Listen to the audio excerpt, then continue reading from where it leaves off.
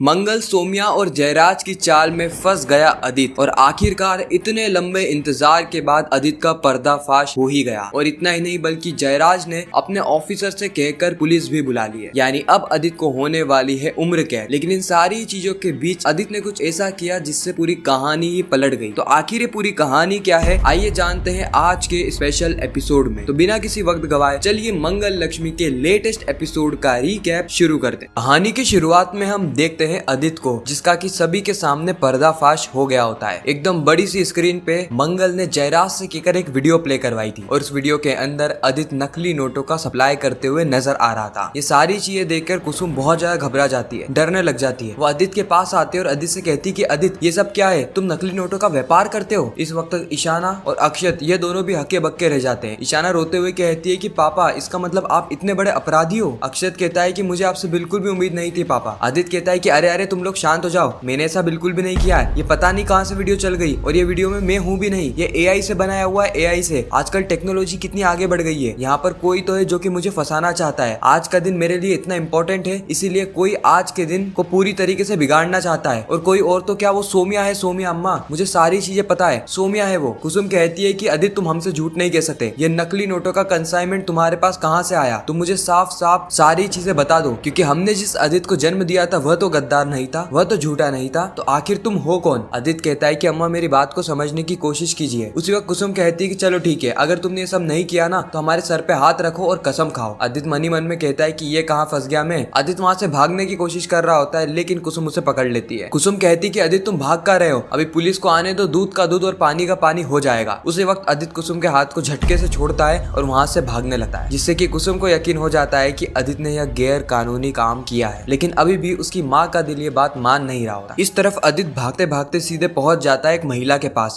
जो कि अपने मुंह को ढकर आई होती है और इसके हाथ में तलवार भी थी। अदित को लगता है कि ये सोम्या है, ये मुझे मारने के लिए आई है। अदित कहता है कि अच्छा सोम्या, तुमने इतनी बड़ी चाल चल दी, मुझे बिल्कुल भी उम्मीद नहीं थी, लेकिन अब मैं तुम्हें छोड़ूंगा नहीं। तुमने मेरी जिंदगी बर्बाद करने की कोशिश करी ना, मैं तुम्हारी जान ले लूंगा। इतना कहकर अदित पास में पड़ी हुई तलवार को उठाता है। इस तरफ से मंगल भी तलवार उठा लेती है। जी हाँ, वो औरत कोई सोम्या नहीं बल्कि मंगल है, जो कि अपने मुंह पे मास्क बांधकर अदित से लड़ रही होती है। अदित और मंगल दोनों के ही बीच में तलवारबाजी होती है। ये दोनों आपस में एक दूसरे को जान से मारने की कोशिश कर रहे होते हैं। मंगल भी तलवारबाजी कर रही होती है और अदित, इसको तो तलवारबाजी बचपन से ही आती है, पहले ज़बान से करा करता था और अब असली तलवार से। अदित देखता है कि यहाँ पर तो भीड़ इकट्ठी हो गई है, इसलिए अदित चुपचाप वहाँ से भागने की कोशिश कर रहा होता है। लेकिन बीच में ही आ जाती है गायत्री। गायत्री अदित से कहती है कि अदित वो सोम्या वापस आ गई, वो सोम्या वापस आ गई। मैं जब कमरे में गई थी ना तो मैंने उससे बहुत रोकने की कोशिश करी, लेकिन मुझे धक्का देकर मुझे ही कमरे में बंद करके भाग गई। अदित कहता है कि मुझे पता था कि वो सोम्या ही है। आज मैं उसे छोड़ूंगा नहीं, भले ही मुझे जेल ही क्यों ना जाना पड़े, आज मैं उसकी जान ले लूंगा। इतना कहकर अदित सीधे टेरिस की ओर भागता है और उसके पीछे पीछे वह औरत भी आ जाती है, जो कि सोम्या नहीं बल्कि मंगल थी, वो भी हाथों में तलवार लेकर। इस वक्त तक पूरी भीड़ भी आ गई होती है, इसलिए अदित के पास कोई भी चारा नहीं था, वो कहीं और भाग भी नहीं सकता था, इसलिए यह दोनों वापस से तलवारबाजी शुरू कर देते हैं। अदित और मंगल के बीच में वापस से हमें युद्ध देखने को मिलता है, जहाँ पे मंगल पहली बार पूरे आत्मविश्वास के साथ अदित पे वार कर रही होती है। अदित को मारने के लिए नहीं, बल्कि अदित को यह एहसास दिलाने के लिए कि मंगल यानी घर की नारी जब आत्मसम्मान पे बात आ जाए ना तो कुछ भी कर सकती है, और यह तो देश की बेटी है, देश की बेटी, द अंडर कवर एजेंट। लेकिन अदित बड़ी चालाकी से मंगल के ऊपर लगी हुई चुन्नी को हटा देता है, जिससे कि मंगल का चेहरा सभी के सामने आ जाता है। पहले तो बाकी लोग चौंकते हैं और जब मंगल पलटती है तो अदित के भी पांव तले जमीन खिसक जाती है। अदित के हाथ में से जो तलवार थी वो भी जमीन पे गिर जाती है। अदित कहता है कि मंगल तुम मुझे जान से मारने की कोशिश कर रही थी। मानो इस वक्त तक अदित को 440 वोट का बड़ा झटका लग रहा होता है, क्योंकि उसने कभी नहीं सोचा था कि मंगल उसे जान से मारने की कोशिश करेगी, ना कि सोम्या। मंगल कहती है कि हाँ अदित जी, मैं ही हूँ मंगल Saxena, the under cover agent, वही अंडर कवर एजेंट जिसने आपकी पोल खोल कर रख दी पूरे परिवार के सामने, पूरी दुनिया के सामने। और आज से पहले जितने भी आपके कंसाइनमेंट रुके गए, जितनी भी बाधाएं आपके इस नकली नोटों वाले कारोबार में आई है, वह सारी पैदा करने वाली भी मंगल सक्सेना ही है। मैंने ही आपकी रिकॉर्डिंग करी थी जब आप नशे में थे, मैंने ही पुलिस को हर बार इंफॉर्मेशन दी कि आपका कंसाइनमेंट कहाँ से कहाँ जा रहा है। मैं ही हूँ अंडर कवर एजेंट मंगल सक्सेना। यह बात सुन के अदित जोर जोर से हंसने लगता है। अदित कहता है कि नव्वी फेल गवार, तुम्हें क्या लगता है तुम्हें फालतू की बातें करोगी और मैं मान लूंगा? बिल्कुल भी नहीं, मुझे पता है कि तुम ये सब नाटक कर रही हो और वो झूठी वीडियो भी तुमने ही बनाई है। मंगल कहते हैं कि अब तो सच बोल लीजिए अदित जी, वह वीडियो झूठी नहीं है, वह वीडियो सच्ची है, वह वीडियो सच्ची है। अदित कहता है कि तुम अंडर कवर एजेंट हो ही नहीं सकती, तुम्हें आता क्या है, तुम्हें पता उसके लिए कितनी पढ़ाई करनी पड़ती है, तुम तो मेरे पाँव की जूती समान भी नहीं हो। मंगल कहती है कि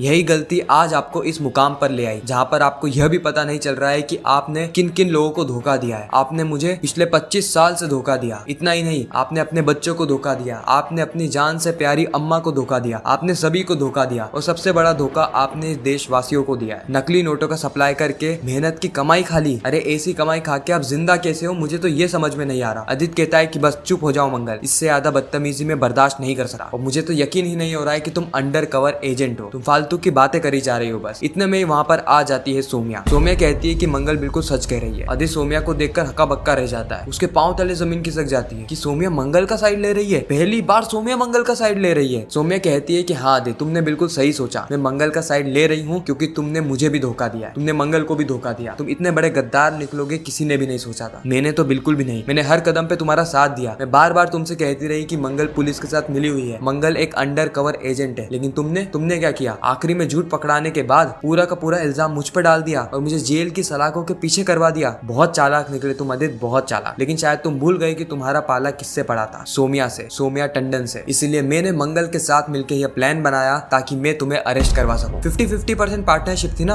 हमारे इस गैर कानूनी काम में, तो 50-50% सजा भी तो दोनों ही भुगतेंगे ना। पूरी की पूरी सजा मैं ही क्यों भुगतूं? अगर उम्र कैद मिली है तो आधी उम्र कैद तुम्हारी और आधी उम्र कैद मेरी। आदित्य इस वक्त तक सही में हक्का बक्का हो चुका होता है क्योंकि उसके सारे पोल खुल चुके हैं। उसकी बदनामी हुई वो अलग, साथ ही मंगल और सोम्या ये दोनों ने मिलकर आदित्य का पर्दाफाश कर दिया। सोम्या यह भी कहती है कि आदित्य, तुमने हमेशा से ही महिलाओं को कम हांकने की गलती करी है, पहले मंगल को और बाद में मुझको। लेकिन अब मैं तुम्हें बताने वाली हूँ कि असली में महिलाओं की शक्ति क्या होती है। मंगल के साथ मिलकर तुम्हें जेल की हवालात की हवा खिलाना चाहती हूँ। तुम्हें भी तो एहसास होना चाहिए ना कि तुम्हारी प्यारी वाइफ सोम्या जेल में समय काट रही थी। इस तरफ हम देखते हैं आदित्य को, जो कि पूरा खेल होने के बाद सीधे मंगल की गर्दन दबाने लगा है। और इतना ही नहीं बल्कि उसको बिल्डिंग के एकदम कॉर्नर पे ले जाता है और सभी लोगों को धमकी दे रहा होता है कि अगर पुलिस यहाँ पर आई तो इसको धक्का देकर इसकी जान ले ली जाएगी और मंगल का खेल यहीं के यहीं खत्म हो जाएगा, कोई भी उसे बचा नहीं सका। सभी लोग इस वक्त घबरा जाते हैं, खासकर कुसुम। लेकिन बाद में मंगल जोर से धक्का देकर आदित्य को जमीन पे गिरा देती है। ये इस बात का सबूत है कि मंगल आदित्य को साबित करना चाहती है कि वो अपने पाँव पे खड़ी हो चुकी है। उसने कराटे सीख रखे हैं, उसने स्पेशल ट्रेनिंग भी ले रखी है। यह मंगल पुरानी वाली मंगल नहीं है जिसको कभी भी दबाया जा सके। यह तो देश की बेटी है, देश की बेटी। इस वक्त तक कुसुम सीधे आदित्य के पास आती है और उसे जोरदार तमाचा मारती है और कहती है कि आदित्य, तुम किसी के भी सगे नहीं हो सके। हमने तुम्हें कितनी बार मौके